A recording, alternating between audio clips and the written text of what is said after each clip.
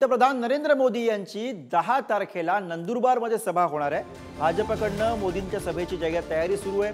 हिना गावित यांच्या प्रचारासाठी नरेंद्र मोदी यांच्या सभेचं आयोजन करण्यात आलंय।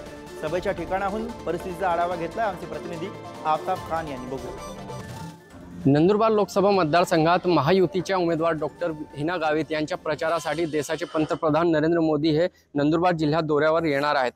येणाऱ्या 10 तारखेला सकाळी 10 वाजता नरेंद्र मोदी यांची सभा या ठिकाणी होणार आहे। नरेंद्र मोदी हे 2014 आणि 2019 मध्ये देखील हिना गावित यांच्या प्रचारासाठी आले होते। त्यानंतर हिना गावित यांना प्रचंड असा मताधिक्याने विजय झाले होते।